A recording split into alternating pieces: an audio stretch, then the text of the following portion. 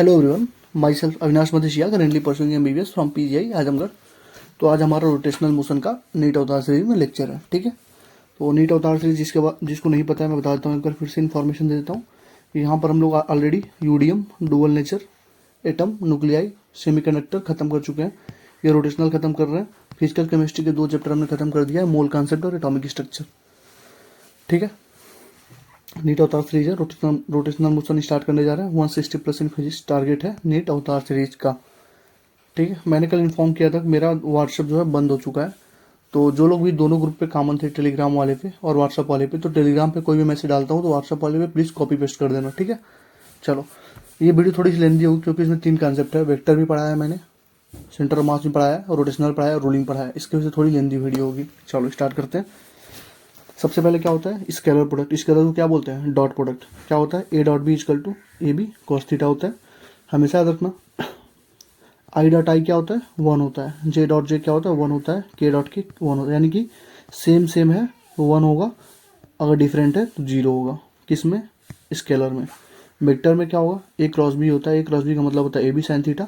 अगर ए cross B लिखा है तो उसको बी क्रॉस ए नहीं लिख सकते, अगर लिखोगे तो माइनस साइन लगेगा, उल्टा हो जाता है। ठीक है, ये हमारा डिटर्मिनेंट मेथड होता है। इसी का यूज़ करके हम लोग टॉर्क का निकालेंगे, टॉर्क वगैरह जो भी निकालना हो। तो देखो ए क्रॉस बी कैसे निकालते हैं। पहले लिखो आई कैप। आई कैप लिखोगे, आई को कवर कर लो। आई को कवर कर लिया, मान लो ये खत्म हो गया, बचा क्या? जे और के। तो इसको खत्म करो, बचा जे और के। तो A Y B Z minus B Y A Z. ठीक है, फिर लिखो जे कैप, लेकिन लिखोगे क्या? माइनस जे कैप लिखा जाता है। ठीक है, तो जे को कवर करो, क्या बचा? ए एक्स बी जेड, ऐसे क्रॉस करते हैं ना, A X B Z minus B X A Z. ठीक, उसके बाद लिखो K cap plus K cap, इसको कवर करो, बचा ये दोनों। तो क्या लिखोगे? A X B Y minus B X A Y. बस जिसको निकालना है, जैसे आई कैप है तो आई कैप को कवर कर दो, बाकी दोनों को क्रॉस मल्टीप्लाई करके घटा दो। ठीक, जे कैप है, जे कैप में बस माइनस लिख देना, बीच वाले माइनस लगता है, बाकी दोनों में आई भी प्लस में रहता है, के भी प्लस में रहता है। ठीक, तो ये हमारा डिटरमिनेंट मेथड होता है। टॉर्क कैसे निकालते हैं? इसी से निकालते हैं। ठीक है, चलो यहाँ देखना, यहाँ पे देखो आई डॉट आई 1 होता था इस स्केलर वाले में, डॉट में, लेकिन यहाँ पे जब तुम देखोगे आई क्रॉस आई क्या होगा? 0 हो जाएगा। यानी इसमें अगर सेम वाला होगा तो 0 होगा, जे क्रॉस जे, के क्रॉस के 0। लेकिन उल्टा जब होगा ना, जैसे ऐसे बना लो, आई बना लो, जे बना लो, के बना लो, बन गया ना। देखो यहाँ पे, तो जब तुम क्लॉक वाइज चलोगे तो आई क्रॉस जे क्या बचा? के हो जाएगा। जे क्रॉस आई करोगे तो क्या बचा? आई हो जाएगा। के क्रॉस आई करोगे तो क्या हो जाएगा? जे हो जाएगा। तो ये देखो लिखा हूँ, आई क्रॉस जे के कैप। ठीक है, जे क्रॉस के कैप आई कैप, और के क्रॉस आई कैप जे कैप। बस ऐसे चलते जाओ।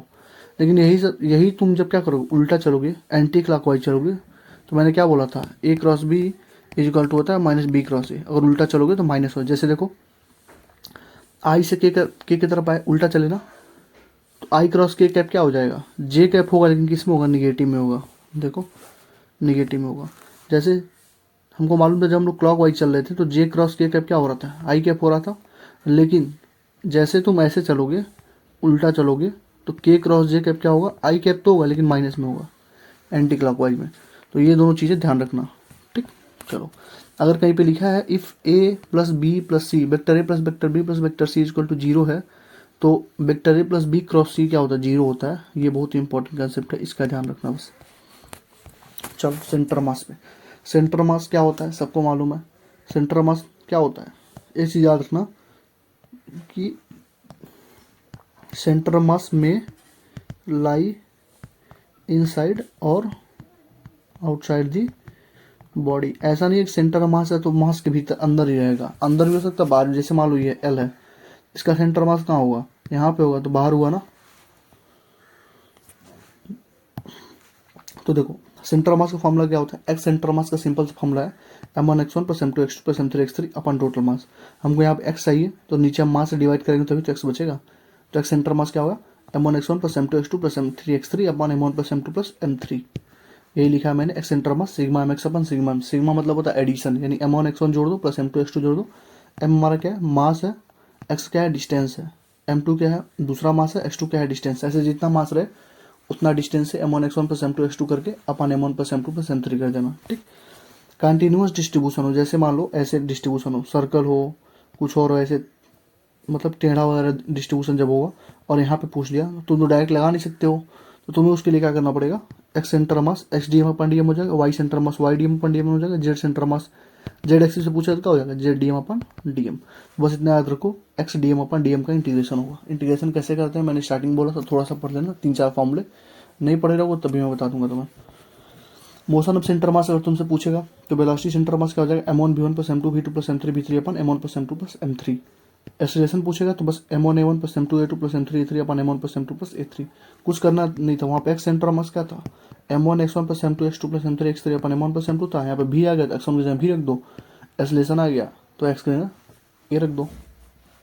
ठीक, ये देखो, ये कंसेप्ट होता है, बहुत अच्छा कंसेप्ट है। अगर किसी आदमी को तुम किसी हाइट पे, फ्लोर से h हाइट पे तुम चढ़ा दिया तुमने, और वहां से तुमने उसको बोला कि एक स्टोन या एक बॉल ड्रॉप करो, तो बॉल जब नीचे आएगी तो पूछा जाता है कि डिस्टेंस कितना होगा मैन का फ्रॉम फ्लोर।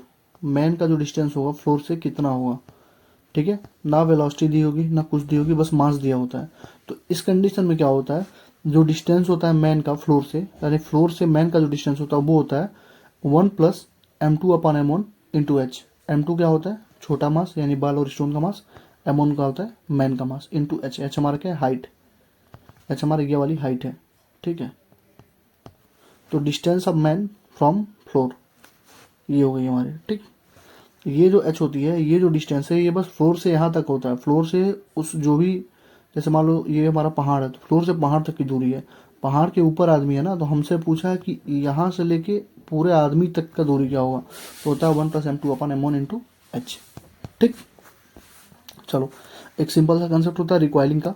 जैसे तुमने गन से मारा तो वेलोसिटी रिकॉइल करती है, ठीक है। तो m इंटू वी रिकॉइल जब लिखोगे, इंटू मास इंटू वेलोसिटी, छोटा मास बुलेट का मास इंटू बुलेट की वेलोसिटी, मोमेंटम कंजर्व होता है ना, तो यहाँ से भी रिकॉइल क्या हो जाएगा, माइनस सिग्मा एम बी अपन एम, ये होगा ना एम बी अपन एम।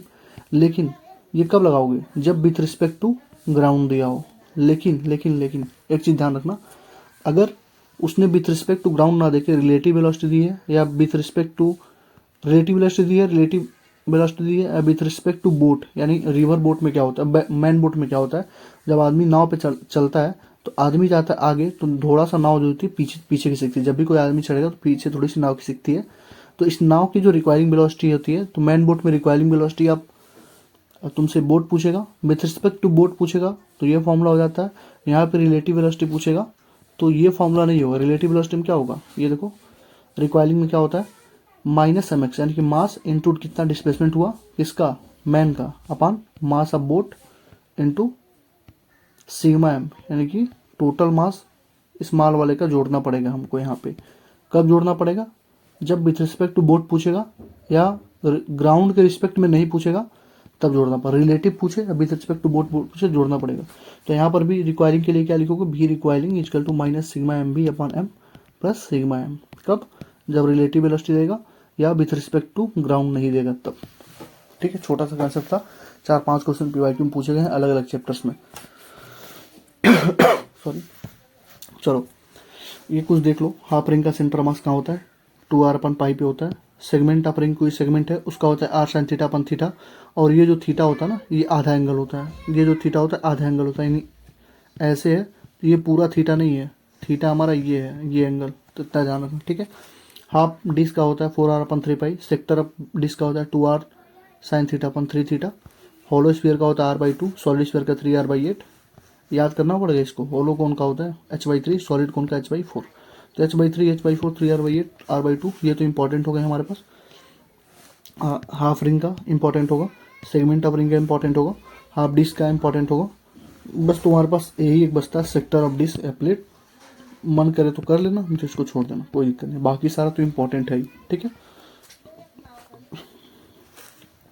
देखो न्यूटन्स का सेकंड लॉ क्या कहता है कि फोर्स जो एक्सटर्नल होता है वो dp/dt होता है ना, मोमेंटम पर यूनिट टाइम होता है।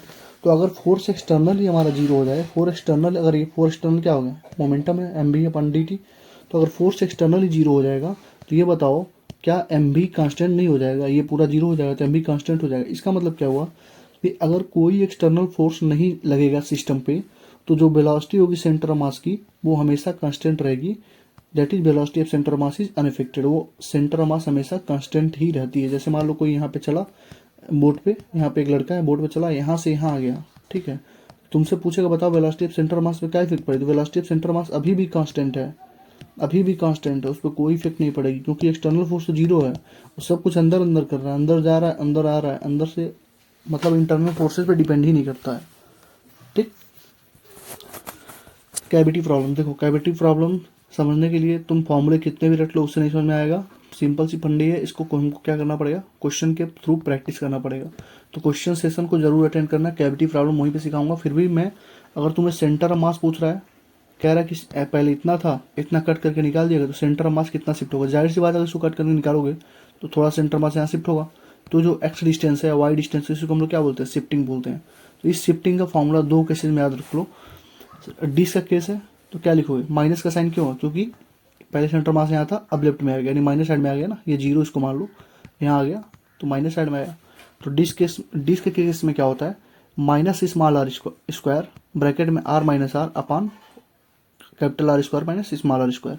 ये जो हमारा होता है स्मॉल वाले का रेडियस होता है और ये बड़े वाले का रेडियस होता है, ठीक है।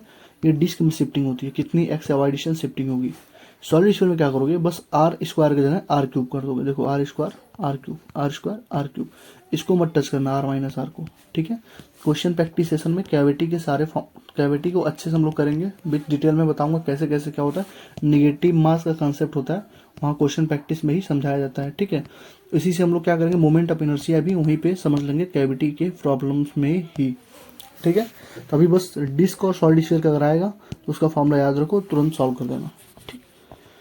देखो लीनियर मोशन में हमने पढ़ा था equation of motion, v equal to क्या होता है, u plus a t, s equal to u t plus half a t square, v square equal to u square plus two s equal to u plus b upon two into t, a equal to b minus u upon t, और s n equal to होता है u plus a by two two minus one. इतना हमने linear पढ़ा था हमने kinetic में, ठीक है।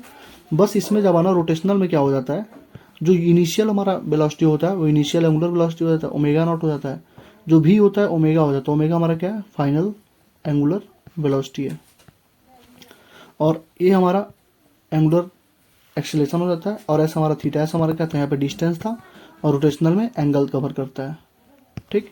तो मुझे लगता है कोई दिक्कत होगी, ये डिस्टेंस था, ये हमारा एंगल कवर करता है, ठीक है। ये फाइनल एंगुलर वेलोसिटी है। तो वही सेम कंसेप्ट यहाँ पे लगाया गया, ओमेगा इक्वल टू क्या हो जाएगा, omega naught plus alpha T, omega हमारा क्या है, फाइनल वेलोसिटी है ना, देखो फाइनल वेलोसिटी क्या हो जाएगा, यू प्लस एटी था, तो omega naught plus alpha t, theta हो जाएगा omega naught t plus alpha t square, omega square equal to, omega square मतलब होता है ओमेगा फाइनल का स्क्वायर, ठीक है, omega naught initial square plus two alpha थी थीटा, ये थीटा हो जाएगा हमारे पास, ये थीटा याद रखना बहुत इंपॉर्टेंट, हर जगह काम आएगा, और alpha omega minus omega naught अपन टी, अरे ऐसे होता है, अभी समझा दे रहा हूँ आगे, जो थीटा है ना हो जाएगा omega naught plus alpha by two two N minus one. इन चीज़ों को याद रखना, ये तुम्हारा सर्कुलर मोशन में भी समझ लो, आधा तुम्हारा सर्कुलर मोशन भी यहीं पे कंप्लीट हो रहा है, ठीक है। तो सेम चीज़ था, बस v को u को ओमेगा नॉट, v को ओमेगा, एक्सेलरेशन को अल्फा, और s को थीटा से कन्वर्ट कर दो, चेंज कर दो, आ जाएगा, ठीक है। थीटा इक्वल टू होता है टू पाई एन, तो एन इक्वल टू क्या होगा, theta upon two pi, n हमारा क्या है, number of rotation, number rotation पूछ रहे थे क्या करोगे, थीटा अपन टू पाई कर दोगे।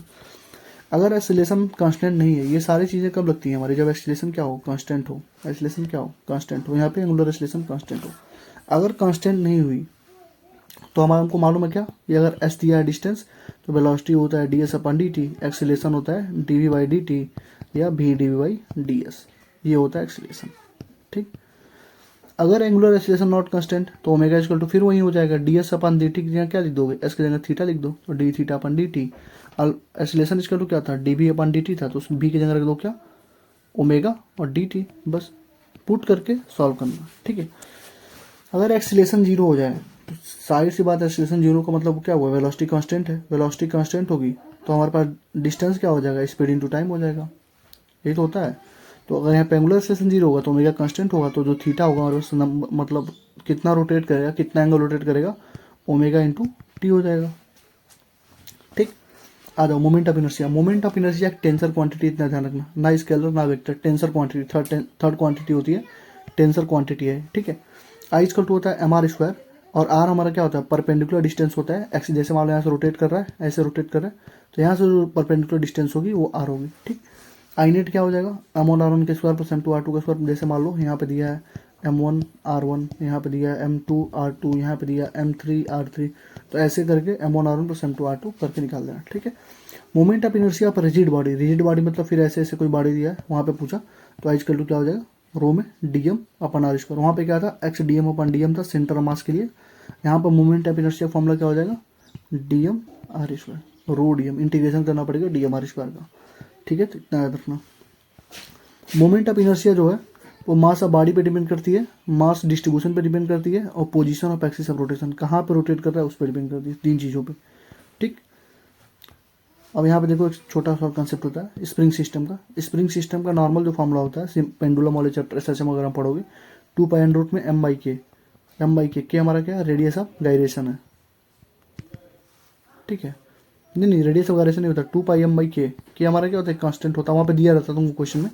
बस जब यहाँ पे जब उसका मोमेंट ऑफ इनर्शिया दे देगा, जब रोटेशनल करने लगेगा, तो 2 पाई एम अपन के तो रहेगा, एम में आई आर स्क्वायर भी जुड़ जाएगा, क्योंकि ये रोटेशनल का भी मास यानी मोमेंट ऑफ इनर्शिया भी आ जाएगा। बस इतना ध्यान रखना, बाकी बहुत इंपॉर्टेंट है, अगर कहीं पर भी बना के पूछेगा तो ऐसे ही पूछेगा। देखो रेडियस ऑफ गायरेशन क्या होता है, रेडियस ऑफ गायरेशन जैसे I equal to M R square होता है ना, बस आर देने रख देना के स्क्वायर, तो क्या हो जाएगा I equal to m k square, और ये जो के है वो हो जाएगा under root I by m, और यही के क्या है, रेडियस ऑफ गायरेशन है।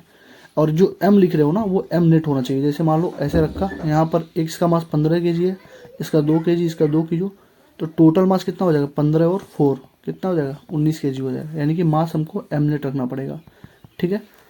तो रेडियस ऑफ जो गायरेशन है, यहाँ देखो क्या लिखा है, does not depend on the mass of body, कभी भी मास ऑफ बॉडी पे डिपेंड नहीं करता है, और किसी भी एंगुलर क्वांटिटी पे, जैसे angular velocity, angular acceleration, angular displacement, उन सब पे डिपेंड नहीं करता है। थीटा का मतलब एंगुलर डिस्प्लेसमेंट ही होता है, डिपेंड ही नहीं करता।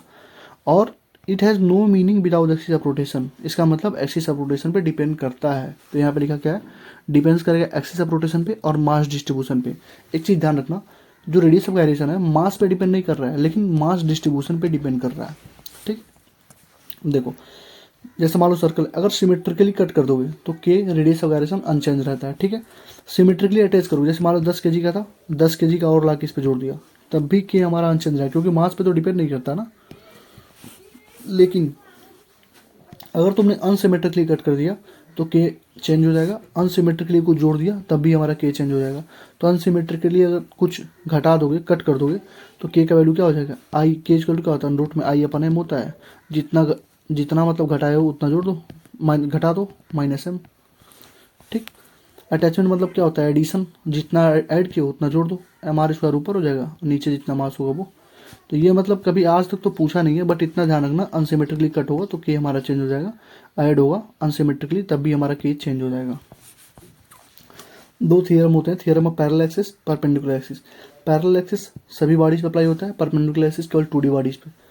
पैरेलल एक्सिस क्या कहता है कि अगर कोई सेंटर ऑफ मास से अगर कोई बॉडी पास कर रही है, उसका सेंटर मास आई दिया हुआ है, आई सेंटर मास ICM दिया हुआ है, तो उससे डी डिस्टेंस पे अगर सेम उसके पैरेलल कोई अगर पास कर रहा है तो उसका सेंटर मास हो जाएगा आई सेंटर मास ICOM, जो पहले सेंटर पे था, प्लस उसके बीच का डिस्टेंस का MR स्क्वायर। तो क्या M, और ये डिस्टेंस कितना है D, यानी MD स्क्वायर।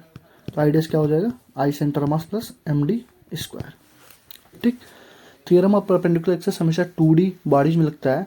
अगर बॉडी हमारी XY प्लेन में है तो IZ जो होगा IX प्लस IY हो जाएगा। अगर बॉडी YZ प्लेन में है, YZ प्लेन में हो गई, YZ प्लेन में हो गई, तो जो बचेगा IX हमारा क्या हो जाएगा, IY प्लस IZ हो जाएगा। अगर ZX प्लेन में हो गई, ZX में हुई, तो जो बचा IY equal to IX plus IZ हो जाएगा। उतना ज़्यादा कोई ध्यान देने की जरूरत नहीं है, ट्रिक हम लोग लगाएंगे, सारे क्वेश्चन सॉल्व करेंगे। देखो डिस्क है, रिंग है, कोई भी बॉडी है, अगर सिमेट्रिकली कटिंग करोगे तो कोई चेंज नहीं आएगा मोमेंट ऑफ इनर्शिया पे। डिस्क है, रिंग है, एनी बॉडी है, सिमेट्रिकली कट करोगे तो कोई भी चेंज नहीं आएगा मोमेंट ऑफ इनर्शिया पे। देखो रिंग का जो मोमेंट ऑफ इनर्शिया होता है वो एकदम सेंटर से क्या होता है, MR स्क्वायर होता है, ठीक है। लेकिन जब डायमीटर से पूछा होगा तो आधा हो जाएगा, MR स्क्वायर बाई 2 हो जाएगा, ठीक है। और अगर मान लो यहाँ पे दिया हुआ है और यहाँ से पूछ रहा है तुमसे, तो हमको मालूम है यहाँ पे क्या होता है, MR स्क्वायर होता है, प्लस ये वाली डिस्टेंस क्या हो जाएगी, MR स्क्वायर, क्या हो जाएगा 2MR स्क्वायर। यही तो बताया ना मैंने, पैरेलल एक्सिस थ्योरम यही तो होता है कि सेंटर वाला दिया होता है और बगल से पूछता है, ठीक है। तो 2MR स्क्वायर, इसको लगाने की कोई जरूरत नहीं है। डिस्क का क्या होता है, डिस्क का रिंग का आधा होता है, तो जो सेंटर से पास करेगा, जो सेंटर से पास करेगा, देखो सेंटर से पास करेगा, कहाँ गया ये डिस्क हमारा, डिस्क का ये है, सेंटर से पास करेगा हाफ MR स्क्वायर, और जो डायमीटर से पास करेगा इसका होता है MR स्क्वायर बाई 2, तो इसका हो जाएगा MR स्क्वायर बाई 4, ठीक। और ये वाला तो लगा ही लोगे, दो ही बस याद रखो ना, दो बस याद रखो, मैं हाईलाइट कर दे रहा हूँ। चलो देखो, एक ये और ये तो निकाल लोगे, कोई दिक्कत नहीं है। ये और ये आधा हो गया ना यहाँ से। सॉलिड स्फीयर का देखो क्या होता है, सॉलिड स्फीयर का होता है 2/5 mr², और थिन हॉलो स्फीयर का होता है 2/3 mr²। अब पूछेगा तुमसे इस वाले एक्सिस पे पूछेगा तो क्या करोगे, 2/5 mr² प्लस mr² कर दोगे, यही तो आर होगा ना, r²। पैरेलल एक्सिस थ्योरम लगा दोगे, 7/5 आ जाएगा। तो उसको याद करने की जरूरत नहीं है, पैरेलल एक्सिस थ्योरम लगा हम सॉल्व कर लेंगे जहाँ जहाँ जरूरत होगी। बट मेन जो चीज़ें होती हैं, सॉलिड स्फीयर का होता है 2/5 mr², और थिन हॉलो स्फीयर का होता है 2/3 mr²। ठीक। थिन रॉड, अगर कोई रॉड है उसके सेंटर से अगर ऐसे रोटेट कराओगे तो ml²/12 होगा, और उसके कॉर्नर से एंड से कराओगे तो ml²/3 होता है। ठीक।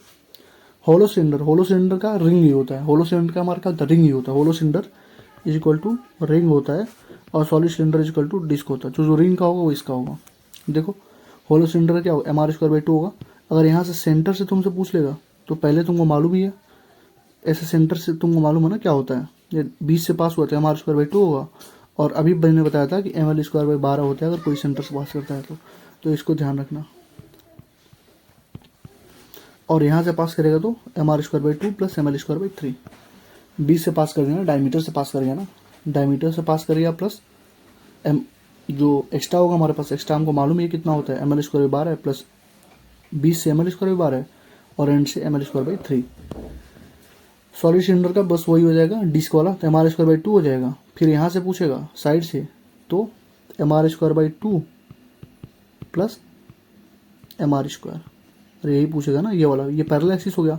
और यहाँ से तुमसे पूछा 20 से घुमा दिया तो mr²/4 हो जाएगा, अरे आधा हो जाएगा ना उसका, और ml²/12 क्योंकि 20 से, यही तुमको यहाँ से घुमा देगा, यही तुमको अगर यहाँ से घुमा देगा तो क्या लिखोगे, mr²/4 प्लस ml²/3। एंड से क्या होता है, ml²/3 होता है ना। चलो रेक्टेंगुलर प्लेट का देख लो। रेक्टेंगुलर प्लेट में क्या होता है, किसी भी जैसे मान लो बी से पूछेगा तो mb²/12, ए से पूछेगा तो ma²/12। ठीक है। और एकदम सीधे उसके बीच से घुसा दिया, यानी कि एकदम axis passing through the centre of mass perpendicular to the plane, perpendicular घुमा दिया, प्लेन में ही घुसा दिया, तो ma² प्लस b²/12। उतना ज़्यादा पूछता नहीं है वैसे भी, बस ऊपर के दो याद रखो। एनुलर डिस्क है, आज तक कभी पूछा नहीं है लेकिन याद करना, एनुलर डिस्क का क्या होता है, m/2 r1² प्लस m2²। बस एक ही याद रखो, ऊपर वाला ही, बस ये मत याद रखना। ठीक। तो यहाँ तक तुम्हारे सारे कंसेप्ट क्लियर होंगे। अब एक ट्रिक होती है, उतना ध्यान रखना। हमें दो चीज़ मालूम होगी, नॉर्मल हमको मालूम होगी कितना होता है, जैसे मान लो रिंग का नॉर्मल कितना होता है mr², डिस्क का कितना होता है mr²/2। तो नॉर्मल जो भी होगी, अगर तुमसे tangent perpendicular to the plane पूछा, क्या पूछा, tangent perpendicular to the plane पूछा, तो जो नॉर्मल है उसको लिखना प्लस mr² जोड़ देना। ठीक। अगर कहीं टेंजेंट इन इट्स प्लेन पूछा, क्या पूछा, टेंजेंट इन इट्स प्लेन, तो उस समय क्या करना, जो डायमीटर वाला है वो प्लस mr² कर देना। ये हमारा ट्रिक होता है। इसी से हम लोग लगभग सारे क्वेश्चन सॉल्व कर देंगे। और जो वायर अगर कहीं लिखा हुआ है तो उसका मतलब होता है डिस्क ही होता है, वायर का मतलब डिस्क ही होता है। ठीक है। तो यहाँ से मतलब परपेंडिकुलर लिखा है तो जो नॉर्मल होगा वो जैसे और प्लस mr², और इन इट्स प्लेन में डायमीटर जो होगा वो प्लस mr²। डायमीटर वाला जैसे रिंग का पूछ लिया इन इट्स प्लेन, तो डायमीटर पे पहले से mr²/2 था और इन इट्स प्लेन में mr² जोड़ दो तो 3/2 mr² हो जाएगा। तो ये दोनों चीज़ें याद रखना, उसी सारे क्वेश्चन सॉल्व कर लेंगे। ठीक है, आगे बढ़ो। टॉर्क, टॉर्क को दिखाते हैं टाउ से। टाउ इक्वल टू होता है आर का एसएफ, इसको बोलते हैं आर एफ साइन थीटा। ये आर हमारा क्या है, परपेंडिकुलर डिस्टेंस है from axis of rotation. Tau net तुमको क्या, टाउ नेट तुम r net into f net नहीं लिख सकते हो। ठीक है, टाउ नेट तुमको अलग अलग निकालना पड़ेगा। जैसे R1 F1 का निकालो, फिर R2 F2 का प्लस R3 F3 का प्लस RF4 का प्लस जोड़ दो सारा। ये नहीं कि R10 दिया, 15 दिया, 20 दिया तो एक ही बार जोड़ दिए, 10 15 25 25 20 45, ऐसे करो तो गलत हो जाएगा। R net into f note मत करना, पहले एक एक करके सिंगल सिंगल करके। ठीक है। कपल देखो क्या होता है, अगर फोर्स नेट जीरो है बट टॉर्क जीरो नहीं है, इसका मतलब क्या हुआ, ट्रांजिशनल इक्विलिब्रियम है। ट्रांजिशनल इक्विलिब्रियम मतलब क्या हुआ, मतलब जो स्ट्रेट लाइन में मोशन होती है वो रुक जाएगी, रोटेशनल मोशन हमारे पास चलती रहेगी, तो उसको बोलते हैं कपल। ठीक। अगर फोर्स नेट जीरो नहीं है, टॉर्क जीरो है, तो उस समय क्या होगी, ट्रांजिशनल तो रहेगी, रोटेशनल रुक जाएगी। रोटेशनल रुकेगी तो मतलब रोटेशनल इक्विलिब्रियम, रोटेशनल रुक गई ना, इक्विलिब्रियम मतलब जीरो, तो रोटेशनल इक्विलिब्रियम ये हो जाएगा। तो ये दोनों कंसेप्ट याद रखना। Angular momentum l equal to r cross p, l equal to r cross p होता है, तो आर क्रॉस एम बी हो जाएगा, इसको लिख सकते हैं m b r sine theta. Formula है, लीनियर मोमेंटम होता है ना पी, लीनियर मोमेंटम होता है, ठीक है। और ये वेलोसिटी का वो कंपोनेंट होता है जो परपेंडिकुलर हो आर से, ये जो वेलोसिटी देते हैं वो आर जैसे ऐसे गया आर हमारा, उससे जो परपेंडिकुलर होगा ना बी, वही कंपोनेंट हम लोग लेते हैं, ठीक। जिस एक्सिस में एम बी हो उसी एक्सिस में एल का वैल्यू जीरो हो। जैसे मान लो कोई ऐसे जा रहा है स्ट्रेट लाइन पे, इसी एक्सिस में एम बी है, इसी वेलोसिटी से जा भी रहा है, इसी एक्सिस में हमको एंगुलर मोमेंटम निकालना हो, जीरो होगा। वेलोसिटी यहाँ पे तुम निकाल सकते हो परपेंडिकुलर डिस्टेंस पे, ठीक, तो यहाँ पे जीरो हो जाएगी। तो वही चीज़ मैंने लिखी हुई है, angular momentum remains constant if the object is moving in straight line with constant velocity. वही सेम चीज़ है, एंगुलर मोमेंटम कांस्टेंट रहेगी अगर सेम स्ट्रेट लाइन में जा रहे हो तो, ठीक है। ये देखो एल इजकल टू होता है I omega, angular momentum is equal to I omega होता है, आई हमारा होता है मोमेंट ऑफ इनर्शिया, ओमेगा होता है एंगुलर वेलोसिटी। जैसे देखो कोई अगर ऐसे घूम रहा है, ऐसे मतलब कोई अगर रोलिंग मतलब घूम रहा है किसी चीज़ पे, तो तुमको मालूम होगा कि ये बड़ा, ये जब बढ़ेगा तो हमारा क्या होगा, आर बढ़ा, आर बढ़ा तो आई इजकल टू क्या होता है एम आर स्क्वायर, आर बढ़ेगा तो आई बढ़ेगा, तो आई बढ़ेगा, आई बढ़ेगा तो ओमेगा कम हो जाएगा, यानी वेलोसिटी कम हो जाएगी। क्यों? क्योंकि आई ओमेगा क्या हो जाएगा, कांस्टेंट होता है, तो कांस्टेंट होगा तो आई बढ़ेगा तो ओमेगा कम हो जाएगी। लेकिन वही तुमने हाथ ऐसे नीचे कर लिया, रेडियस घटा, रेडियस घटेगा तो आई हमारा बढ़ेगा, आई बढ़ेगा तो ओमेगा नहीं, रेडियस घटा तो आई घटा, मोमेंट ऑफ इनर्शिया घटेगा तो ओमेगा बढ़ जाएगा, क्योंकि एल इक्वल टू क्या होता है I omega, L equal to होता है आई ओमेगा, आई हमारा एल हमारा होता है कंजर्व कांस्टेंट, तो अगर हमने आई को घटाया तो ओमेगा अपने आप बढ़ेगा, तभी ये जाके कंजर्व होगा, ठीक है। इसीलिए कोई चीज़ ऐसे खोल के रखोगे तो धीरे धीरे रोटेट करोगे, पास करोगे तो ज़्यादा रोटेट करोगे फास्ट में। न्यूटन का सेकंड ला क्या बोलता है, tau equal to d l upon d t equal to I alpha, यानी कि जो एंगुलर मोमेंटम आया था उसी को बस D l upon d T कर दो। जैसे फोर्स इक्वल टू क्या करता है, डी पी अपन डी टी करता है ना, उसी तरह यहाँ पे टॉर्क, टॉर्क क्या कर देता है, D l upon d T. वहाँ पे लीनियर मोमेंटम था, यहाँ पे एंगुलर मोमेंटम था बस, और tau equal to I alpha होता है, यानी कि टाउ एक्सटर्नल अगर जीरो हो गया तो डेल्टा एल जीरो होगा, एल हमारा कांस्टेंट हो जाएगा, ठीक है। एंगुलर इंपल्स पूछेगा तो चेंज इन एंगुलर मोमेंटम कर देना, एंगुलर इंपल्स हो जाएगा, ठीक। ओमेगा कॉमन देखो, अगर कोई जैसे मान लो ऐसे रोटेट कर रहा है, ऐसे रोटेट कर रहा है ओमेगा 1 से, तुम्हें और इस पे लाके 1 2 3 4 जितना रखना रख दिया, ओमेगा 2 से जितना भी हो ओमेगा 2 से रख दिया, तो ओमेगा जो कॉमन हो जाएगी वो क्या होगी, आई 1 ओमेगा 1 प्लस माइनस आई 2 ओमेगा 2 अपन आई 1 प्लस आई 2। अगर सेम डायरेक्शन में होगी तो प्लस यहाँ पे लगाएंगे, अपोजिट में होगी तो माइनस लगाएंगे। जैसे मान लो ये भी ऐसे रोटेट कर रहा था क्लॉकवाइज में, इसको भी लाके इस पर अटैच कर दिया क्लॉकवाइज में, तो सेम होगी तो प्लस लगा दो, अपोजिट है तो माइनस लगा दो। लॉस इन काइनेटिक एनर्जी क्या होगा, half I 1 I 2 upon I 1 plus आई 2 और ब्रैकेट में ओमेगा 1 प्लस माइनस ओमेगा 2 का स्क्वायर। यहाँ पे ध्यान रखना कि जो सेम होगा वहाँ पे निगेटिव लगाओगे, अपोजिट होगा तो प्लस लगाओगे, जस्ट इसका उल्टा चलता है, ठीक है। तो फॉर्मूले याद रखो, कई सारे क्वेश्चन इसे सॉल्व कर देंगे। रोटेशनल काइनेटिक एनर्जी में देखो, काइनेटिक एनर्जी क्या होता है, हाफ एम बी स्क्वायर। मैंने बोला था अभी को ओमेगा से रिप्लेस कर दो, एम को आई से रिप्लेस कर दो, मास को मोमेंट ऑफ इनर्शिया से रिप्लेस कर दो, फोर्स को टाउ से रिप्लेस करते हैं, एस को थीटा से, कई बार बता चुका हूँ, बस सॉल्व करो। काइनेटिक एनर्जी क्या हो जाएगा, half I omega square m b square से काइनेटिक एनर्जी इक्वल टू क्या होता है, पी स्क्वायर अपन 2 एम होता है ना, तो क्या हो जाएगा एल स्क्वायर अपन 2 आई हो गया, और हाफ ओमेगा एल होगा, हाफ इंटू ओमेगा एल याद रखना। काइनेटिक एनर्जी का 3 फॉर्मूला होता है, half I omega square, L square upon 2 I, half omega L upon 2, ठीक। वर्क डन क्या होता है, वर्क डन क्या होता है बाबू, फोर्स इंटू डिस्प्लेसमेंट होता है, तो यहाँ पे क्या हो जाएगा टाउ इंटू थीटा हो जाएगा, तो वही लिखा हूँ यहाँ पे। इंटीग्रेट कर दो अगर थीटा 1 से थीटा 2 तक चाहिए तो, अगर टॉर्क वेरिएबल हो तो बस। वर्क डन बाई टॉर्क जो होता है वो हमारा क्या होता है, चेंज इन काइनेटिक एनर्जी के बराबर होता है। तो वर्क डन बाई टॉर्क क्या होता है, चेंज इन काइनेटिक एनर्जी के बराबर होगा। तो चेंज इन काइनेटिक एनर्जी क्या होता है, वहाँ पे क्या होता था, change in kinetic energy half m b 2 का square minus half m b 1 का स्क्वायर। यहाँ पे क्या हो जाएगा, हाफ आई ओमेगा 2 का square minus half I omega 1 का square is equal to half I omega 2 का स्क्वायर। आई को रख लो, मतलब ब्रैकेट के बाहर कर दो, कॉमन कर दो, तो ओमेगा 2 स्क्वायर माइनस ओमेगा 1 का स्क्वायर। बहुत इंपॉर्टेंट कंसेप्ट है, हर जगह पूछा जाता है। इंस्टेंटेनियस पावर क्या होता है, डी ओमेगा अपन डी टी होता है, डी डब्ल्यू अपन डी टी। ये हमारा डब्ल्यू क्या है बताओ, तो ये डब्ल्यू क्या है बताओ, ये क्या है डब्ल्यू, वर्क डन है। पावर इक्वल टू क्या होता है, वर्क डन अपन टाइम होता है ना, और वर्क डन अभी हमने निकाला था क्या था, टी टाउ अपन क्या था, यहाँ देखो वर्क डन क्या निकाला था अभी हमने, टाउ थीटा, तो tau theta upon d T, और D theta upon d T हमको मालूम है क्या हो जाता है, एंगुलर वेलोसिटी हो जाती है, तो टाउ इंटू ओमेगा, ठीक।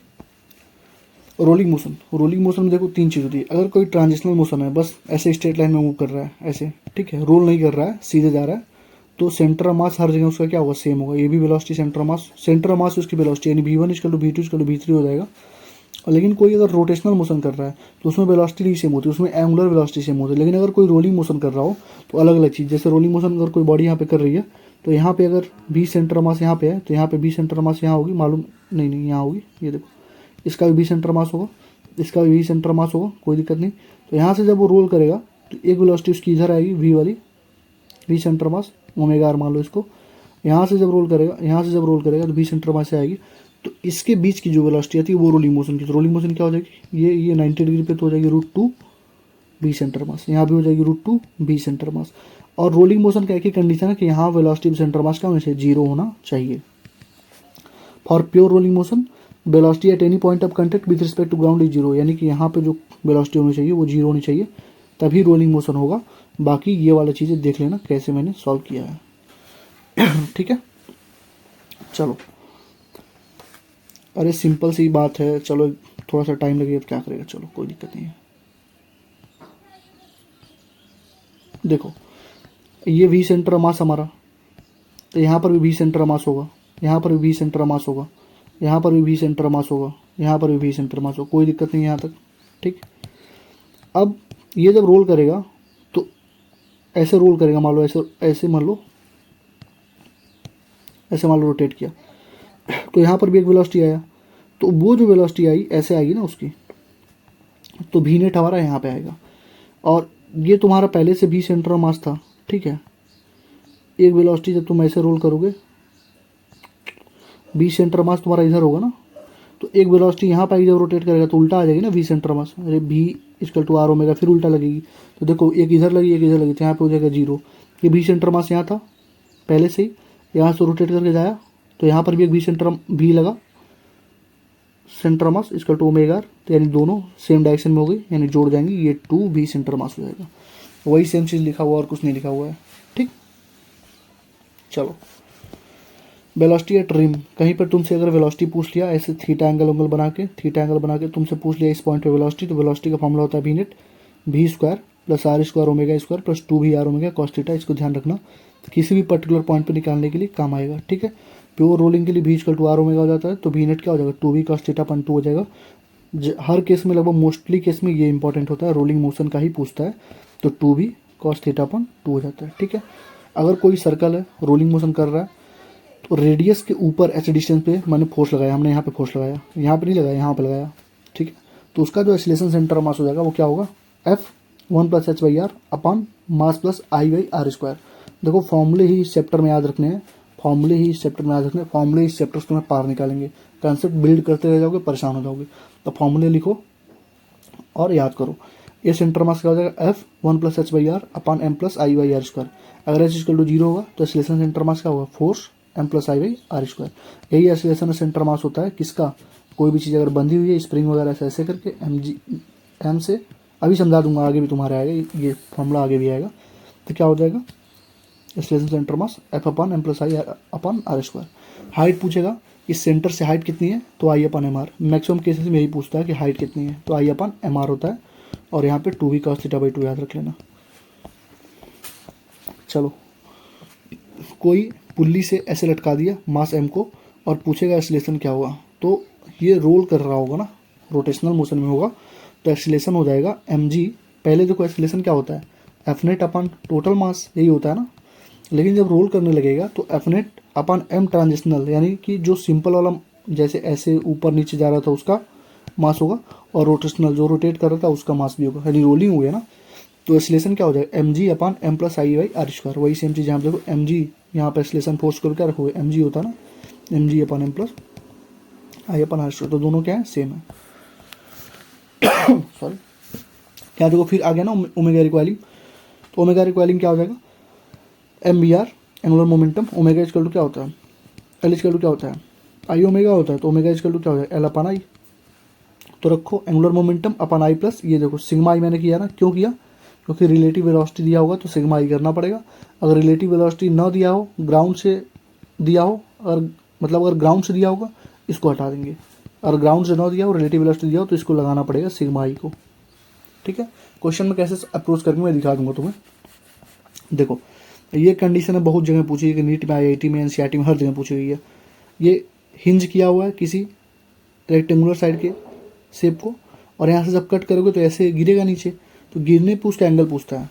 तो एक्सीलरेशन, एंगुलर एक्सीलरेशन, तो एंगुलर एक्सीलरेशन क्या हो जाएगा, अल्फा इक्वल टू हो जाएगा 3g/12 साइन थीटा, कहाँ से, वर्टिकल से, और हॉरिजॉन्टल से हो जाएगा 3g/12 कॉस थीटा। बस एंगल का फर्क है, वर्टिकल से साइन थीटा, हॉरिजॉन्टल से कॉस थीटा। ठीक। मैकेनिकल एडवांटेज इक्वल टू होता है लोड अपॉन एफर्ट।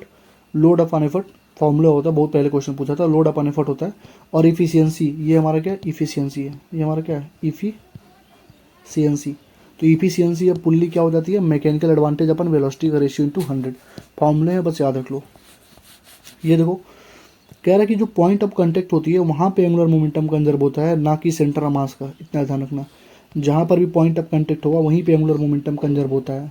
ठीक है, यहाँ पे नहीं होता, सेंटर ऑफ मास पे एंगुलर मोमेंटम नहीं कंजर्व होता। ठीक। ये कह रहा है एक रोटेशन करने में उसको कितना डिस्टेंस लगेगा, तो सर्कल का सरकम्फ्रेंस होता है 2πr, तो पहले 2πr तो कवर करेगा, तो यहाँ पहुँचेगा, तो 2πr उसका डिस्प्लेसमेंट हो गया। और डिस्टेंस कितना कवर करेगा, 8r कवर करेगा। और ये 2r, फिर एक बार ऐसे होगा तो इधर भी 2r, फिर एक बार ऐसे होगा 2r, फिर एक बार 2r, यानी डिस्टेंस कवर करेगा 8r एक रोटेशन में, फुल रोटेशन में, और डिस्प्लेसमेंट करेगा 2πr। देखो, rolling motion, rolling kinetic energy, अभी तक हम लोगों ने काइनेटिक एनर्जी ही पढ़ा था। यहाँ पे दिखा रहा हूँ तुम्हें, ये हमारे पास काइनेटिक एनर्जी रोटेशनल थी, क्या थी ये रोटेशनल काइनेटिक एनर्जी थी। अब क्या आएगी, rolling kinetic energy. Rolling kinetic energy में क्या आएगी, ट्रांजिशनल काइनेटिक एनर्जी आएगी प्लस रोटेशनल काइनेटिक एनर्जी आएगी ना। तो एनर्जी क्या हो जाएगी रोलिंग की, हाफ mv² 1 + k²/r²। दोनों को सॉल्व कर दोगे तो हाफ mv² 1 + k²/r² हो जाएगी। ठीक, तो इसको ध्यान रखना, रोलिंग मोशन का एनर्जी इंपॉर्टेंट है। तो ई ट्रांजिशनल इस टू ई रोटेशनल इस टू ई टोटल का जो रेशियो होगा वो होगा 1:k²/r² इस टू 1 + k²/r²। ये हमारा क्या रेडियस ऑफ गायरेशन है। तो हम लोग एक काम करेंगे, k²/r² को गामा मान लेंगे ताकि क्वेश्चन हमारा सॉल्व करने में बहुत ईजी हो जाए। तो गामा हो गया, तो ई ट्रांजिशनल अपॉन ई रोटेशनल पूछेगा तो 1/गामा हो जाएगा। ई ट्रांजिशनल अपॉन ई टोटल पूछेगा, देखो ट्रांजिशनल अपॉन रोटेशनल पूछेगा तो 1/गामा, ट्रांजिशनल अपॉन टोटल पूछेगा तो 1/1 + गामा, रोटेशनल अपॉन टोटल पूछेगा तो गामा अपॉन 1 + गामा। इतना ध्यान रखना, गामा क्या है, k²/r²। और ये गामा कुछ नहीं है, जैसे मालूम रिंग का क्या होता है mr², तो इसका कितना है 1 है ना, तो गामा इसका 1 हो जाएगा। जैसे mr²/2 किसका होता है बताओ, डिस्क का, तो डिस्क का जो गामा होगा 1/2। देखो रिंग का 1, डिस्क का 1/2। सॉलिड स्फीयर का क्या होता है बताओ, 2/5 mr², तो गामा हो जाएगा 2/5। स्फेरिकल सेल का 2/3, सॉलिड सिलेंडर का 1/2, होलो का 1/1। बस जो वहाँ पे मोमेंट ऑफ इनर्शिया का जो फॉर्मूला था, आगे वाला जो कांस्टेंट होता है वही गामा होता है। तो ट्रांजिशनल अपॉन रोटेशनल 1/गामा से रख दोगे, ट्रांजिशनल अपॉन टोटल 1/1 + गामा, और rotational upon total gamma upon 1 + gamma से रख दोगे। ठीक। Rolling motion on inclined plane, कोई भी अगर रोलिंग मोशन इंक्लाइंड प्लेन पे होगा तभी उस पर देखना सारी चीज़ें, जब यहाँ पे ये सरफेस क्या हो, रफ सरफेस होगा तभी ये सारी चीज़ें होंगी। तो रफ सरफेस होगा तो फ्रिक्शन प्रोड्यूस करेगा, जो फ्रिक्शन होता है वो ट्रांजिशनल एनर्जी को रोटेशनल एनर्जी में कन्वर्ट कर देता है। ठीक। और यहाँ से जो साइन थीटा होगा, ये साइन थीटा क्या होगा, perpendicular, Pandit Badri Prasad perpendicular upon hypotenuse h/s हो जाएगा, sine theta perpendicular upon hypotenuse. तो तुमसे पूछेगा वेलोसिटी रोलिंग बताओ, रोलिंग मोशन की वेलोसिटी क्या होती है, तो तुम कहोगे √2gh/1 + gamma, √2gh/1 + gamma. Acceleration पूछेगी तो g sin θ/1 + gamma, g sin θ/1 + gamma. Friction पूछेगा तो गामा mg sin θ/1 + गामा, और म्यू पूछेगा तो 1 + y गामा tan θ/1 + गामा। एक चीज़ ध्यान रखना, सब में 1 + गामा 1 + गामा 1 + गामा 1 + गामा, बस ऊपर वाला टर्म याद कर लो। रोलिंग का √2gh/1 + गामा, h का वैल्यू यहाँ से क्या आ जाएगा, s sin θ, तो s sin θ, s हमारा क्या था, ये देखो s हमारा डिस्टेंस था ये, और ये हमारा h हमारा हाइट था। तो √2gh sin θ 1 + गामा हो जाएगा। Acceleration g sin θ/1 + gamma. Friction पूछेगा तो गामा mg sin θ/1 + गामा, और म्यू पूछेगा कितना उसका फ्रिक्शन, म्यू पूछ लेगा तो गामा tan θ/1 + गामा। ठीक है, तो यहाँ से टाइम क्या हो जाएगा, टाइम हो जाएगा √2s 1 + गामा अपन g sin θ। बस रट्टा मारना, रट्टा मारो मेरे भाई, रट्टा मारो, क्योंकि पूरा जो हमारे पास मैकेनिक्स है उसमें रट्टा ही मारना है। रट्टा मार लो मैकेनिक्स को अच्छे से, एक भी क्वेश्चन गलत नहीं होगा। तो यहाँ से तुमको दिख रहा होगा कि जो हमारा एक्सीलरेशन है वो इनवर्सली प्रोपोर्शनल टू क्या, गामा है। एक्सीलरेशन जो हमारा है वो इन्वर्सली प्रोपोर्शनल टू क्या गामा है। यानी अगर किसी का गामा ज़्यादा होगा तो उसका एक्सीलरेशन कम होगा, तो एक्सीलरेशन कम होगी तो वेलोसिटी कम होगी, जब वेलोसिटी कम होगी तो उसको क्या होगा, टाइम ज़्यादा लगेगा। यानी किसी को यहाँ से रोल करा दोगे तो बहुत टाइम ज़्यादा लगेगा, सबसे लास्ट में पहुँचेगा। तो सबसे ज़्यादा गामा किसका है बताओ तो, सबसे ज़्यादा गामा किसका होता है, रिंग का होता है ना, रिंग का होता है 1, रिंग का क्या होता है 1 होता है, और होलो डिस्क का क्या होता है 1/2 होता है, सॉलिड स्फीयर का क्या होता है 2/5 होता है, होलो स्फीयर कितना होता है 2/3 होता है। तो सबसे कम किसका है, सॉलिड स्फीयर का है। ठीक, तो सिंपल सा कंसेप्ट है, जिसका गामा ज़्यादा उसका एक्सीलरेशन कम, उसका टाइम ज़्यादा लगेगा, जिसका गामा कम रहेगा उसका एक्सीलरेशन ज़्यादा होगा, टाइम कम लगेगा। ठीक है, तो मैं एक ट्रिक बताता हूँ तुम्हें एक्सीलरेशन के लिए। तुम याद रख लो कि अगर मान लो ऐसे इंक्लाइन प्लेन है, यहाँ पे ऐसे छोड़ा गया किसी 4 ऑब्जेक्ट को, एक डिस्क हो, एक रिंग हो, एक सॉलिड स्फीयर हो, एक होलो स्फीयर हो। तो एक चीज़ याद रखना, श्री देवी हीरा रिंग, यानी श्री देवी के पास हीरे की अंगूठी थी, तो श्री देवी हीरा रिंग, तो एक्सीलरेशन की जो वैल्यू होगी सबसे ज़्यादा होगी सॉलिड स्फीयर के पास, देवी से डिस्क होगा, डिस्क के पास होलो स्फीयर होगा, हीरा से रिंग होगा।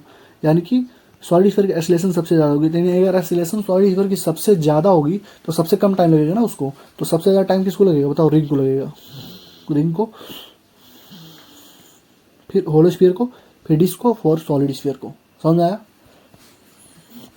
याद रखो, अगर ये स्मूथ सरफेस हुआ तो एक्सीलरेशन बस जी साइन थीटा होगी, और रफ होगा तो एक्सीलरेशन क्या होगी, जी साइन थीटा अपॉन 1 + गामा होगी।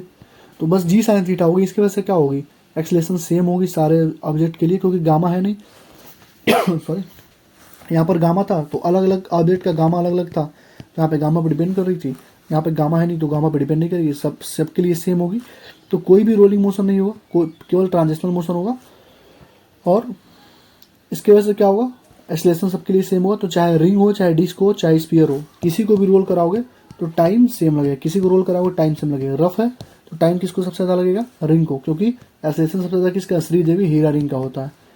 तो work done by friction by pure rolling motion is 0। यहाँ पे वर्क डन जो होगा फ्रिक्शन की वजह से वो एकदम 0 होता है। इसका बस एक ही काम होता है, ट्रांजिशन एनर्जी को रोटेशनल एनर्जी में कन्वर्ट कराना। ठीक है, तो ये हमारा चैप्टर हो गया खत्म।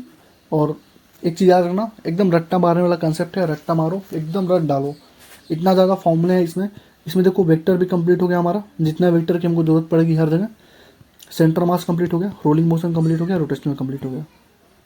ठीक है, रोलिंग मोशन पढ़ना है, छोड़ना नहीं है। ठीक है, सारे फॉर्मूले के चार्ट बनाओ, क्वेश्चन अपने फॉर्मूले कॉपी में इस सारे फॉर्मूले को लिखो और बार बार रिवाइज करो। लगभग यहीं से तुम्हारे सारे कंसेप्ट सर्कुलर मोशन के भी क्लियर हो गए हैं।